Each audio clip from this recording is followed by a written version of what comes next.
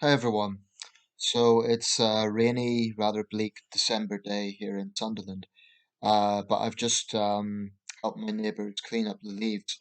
We do this annually. So basically, residents of the street, we get together, we get black bags, we sweep up the leaves because they fall after the autumn, and we leave them out for the council, local government for my international viewers.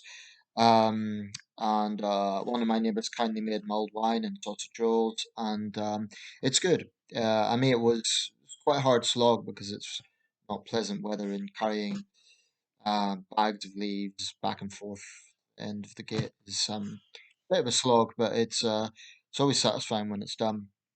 Um, I think I'm quite fortunate on this street because I wouldn't say I'm super close to my neighbours, but I get on well with them. There's a reasonable rapport there. I wouldn't say I know them very well, but certainly I know them enough to make small talk. Not everyone has that. Some people don't know their neighbours, and it's kind of stranger environment. Um, whereby you just go out and you come back and people come in and out and that's fine. I'm not saying there's anything wrong with it. People that's a modern world, people have busy lives and so on. But I think it's nice that in my street we have that. Um and it's not entirely unrelated to what I'm going to talk about here, which is live and let live. Um this is a well known saying that's really about tolerance and basically getting on with your life but letting others get on with their lives. And it's something I really believe in, but I think it's worth a bit of commentary. What do we mean by it? Well, the way I've always interpreted live and let live is that you respect pluralism. In a free society, you respect the fact that people have different interests, different viewpoints, different political leanings, um, and so long as people are not trying to control others in an unreasonable way, or they are dictating to others, then really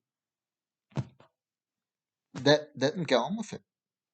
I mean, the nature of our society is that people have opinions. By our society, I mean a democracy. People have opinions. People express opinions. Sometimes gets into debate. Sometimes gets into arguments. And the culture wars certainly have had their impact in recent years in the West. Um, But I really think that that is understated is pluralism of opinion. Now, we talk a lot about diversity of people, which is it's valid in a country like this because we are diverse. Whatever you think of multiculturalism or issues like that, it's just a reality. We are a diverse country. Um, but plurality of opinion is something that I think is undervalued. Now, don't get me wrong, I'm not someone who sort of says, oh, well, I respect all opinions equally, because I don't. Some opinions and some positions I don't respect at all. What I do respect, though, is the right for people to have them. And this is actually quite an important nuance that I think people don't always get. I think it's very plausible to say, well, that's stupid, that's reckless, I totally disagree. That position is outrageous.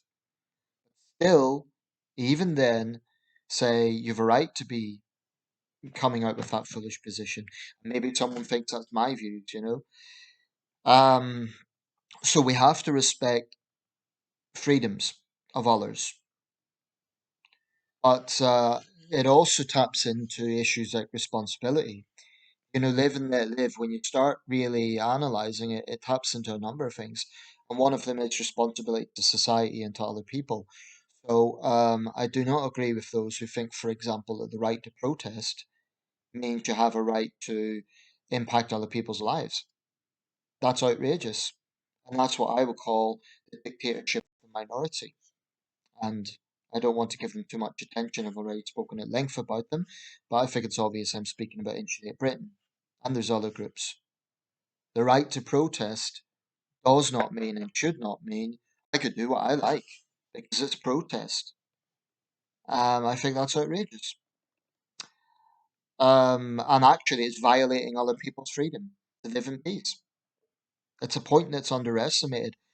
We hear about the right to protest. Well, what about the right of other people to have as stress-free a life as possible? You know, I think the modern world is quite cynical. I think we're living in a cynical time, and I think a country like the UK, um, I think there's a number of reasons for it. We're densely populated, and I actually think that's maybe a factor. I think the pace of life in this country is quite fast. We're not a laid back people, the British. I think we're quite. I don't want to say we are a stressed out people because that would be a little bit too cynical. It's not that bad, but I think that we are probably not the most mellow of people. If we're thinking of national stereotypes, I don't think the British. I don't think we as a people are the most laid back. But there's plenty of decent British people, and I think that try and express this. I think it's like people are always aware of judgment. They're always aware of am I being judged? And subconsciously, whether people admit it or not, most people judge. Now, probably people will get really defensive. Oh, I don't judge anyone, and maybe they don't outwardly. Maybe they give people the benefit of the doubt and so on. But I think subconsciously, everyone judges. There's no denying it. If you saw someone acting in a strange way, you're subconsciously going to judge them, and I don't see the point of being dishonest about that. But to me, live and let live also means not judging someone to the extent that you're assuming that you've walked in their shoes, or and a way to look at this is jobs, professions, judging someone on what their job is, or even if they don't have a job. That's something I've always had no time for. Now, certain professions that are in the public eye, let's say, and they're in positions of power. So we think politicians, judges, lawyers, these sort of professions directly impact other people's lives. Police officers have power, right? So there are professions that by nature will be judged positively or negatively, and that can't really be helped. But behind that profession is still a human being. They've got their own story, they've got their own reasons why they're doing things, why they're in that profession, and all the rest of it. Um, so I really dislike this tendency to sort of, I mean, I'm not saying it's not legitimate as a conversation point there. Oh, what do you do? That's fine, that's fine. But I really dislike how sometimes it seems that someone's profession is kind of substitute for their being, their personality, their whole existence as a human. What do you do? You're a teacher, or you're a lawyer, or you're an accountant, or whatever it might be, and that's a whole being. Most people probably do their job as an income, and that's it. And they might enjoy it, they might not enjoy it. It might be mundane, it might be interesting, and some people are unemployed, and they might be volunteering, they might be doing a course in something. So people are complex, and that's why I reject this idea that we sort of yeah, I think it's fine as a conversation topic, but to sort of define people by their livelihood, there's a lot more to human beings than what job they do, a lot more, and people are complex. So when we talk about live and let live, I think we need to acknowledge that. Um, there's a lot of you know things going on in society now with for want of a better term, there's a lot of campaigns, there's a lot of lobbies about all sorts of issues, what rights we have as individuals, what rights groups have, and I think there is a little bit of an obsession with diversity. I think that a lot of industries kind of jump over themselves, the diversity Olympics, as it's been described. And my take is diversity is important. It's important to give people equal opportunities, but it shouldn't be a case of well, we have one more diverse employee than you, so we're better than you. Um, it should just be a case of providing people with opportunities equally. That's the most important thing. But plurality of opinion is something that's underrated. We have too much cancel culture. We have too much vilifying people because of their views. I've always said if someone has a controversial view, certainly they should be challenged. But I do think, and this is tapping into the previous video, we have too much control as it is from the state and from other areas. Now, I believe in laws. I believe that there should be laws, but I think that on some level at least, freedom is under threat. Um, I mean, this sort of purification of numerous industries because someone made a controversial comment on social media 15 years ago or even 5 years ago. I mean, social media's role is being just, you can't underestimate it. But living that live really shouldn't be, I say people are complex, but living that live really shouldn't be. The way I look at it is people are different. We have our views, we can make our views, and we don't need to respect other opinions, but we need to respect the right for other people to have opinions. I don't agree with respect all opinions. That's a silly statement because, I mean, if someone says to me, "Oh well, Nathan, I believe prisons are punitive and criminals should just run free," I'm not going to respect that opinion. I think it's absurd. But I'll say, "Well, you're wrong, but I respect your right to have that wrong opinion." It's just, I mean, it's and people would say, "Who am I to say it's wrong?"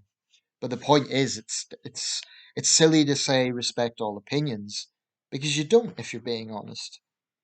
What you do is you respect the right for people to have opinions. Um, but people can be judgmental about others' lives. I mean, I'm a 36-year-old man. I'm not married. I have no children. I don't drive. Now, sometimes I'm a little bit aware that people of my age group, um, millennials who are now getting a little bit older, they're settling down, having their own families. I'm a little bit aware of it, but I also know that I'm moving at my pace, and I understand why it is that way. I'm okay with it. I don't look at others in jealousy, but I also sometimes, if I'm being honest, I'm a little bit self-aware of it, just a little bit. When I meet people of my age and they're married and they have children, it's a little bit, and I come back and I live on my own, and that's fine for me. It works out in my life right now, but people do judge things like that. Or if an adult's still living with their parents, especially in our society, in some countries, I think, for example, in Southern Europe, it's kind of normal, but in Northern Europe and in Britain, it's there's a little bit of a taboo around it, a little bit. So, if someone's 40, they're living with a parent. But what I say is, you don't know that person's circumstance. Maybe they're caring for their parents. Maybe they have mental health problems. There's a whole range of factors. So when it comes to other people's lifestyles, I really, really believe as long as they're not breaking the law, then it's entirely their own business. As long as they're not breaking the law and they're respecting their fellow citizens, then people really need to back off. And that's where live and let live becomes extremely important because you don't know what's gone on in someone else's life. You don't know what they've been through. Um, Clinical depression is something that can really, really affect people. And I think the good news is, as a society, we are more compassionate about mental health issues and more understanding. That's good. That's a good thing that's happened in recent years. Um, but there's still judgment. And like I say, I think we all subconsciously judge. The key is not to let that become too obvious and to sort of like, you're judging someone's whole worth because of one aspect that you've noticed, or, maybe they notice it about you. So that's what I think about live and let live. It really is a case of just be a decent citizen. Don't commit crime. Don't dictate to others. Don't tell others how to lead their lives. and respect plurality of opinion as well as diversity. It's that simple. But in a free society, people do have the right to express concerns. Um, and that also comes with freedom. It also comes with living that if people have a right to say, I think this is wrong, I think that's wrong. There are, I say, not dictating to others. There are some obvious things here. Obviously, if you have someone that's committing crime or they're promoting an extreme ideology, then others absolutely have the right to say, no, you're wrong, stop doing that, or expect the government or the police to take action against it. So there's a lot of facets to this, a lot of layers. That's how I see it. People are different, people are individuals, people all have their own journeys, and you just can't know what has possibly gone on in someone else's life, for good or bad.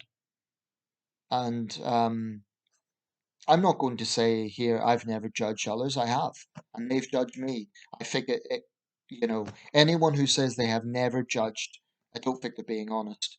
But the key is not to let it become a habit and to appreciate that what may seem a bit strange or unusual, someone might have the reason for doing that. Um, but really, that's what live and let live means, in my opinion.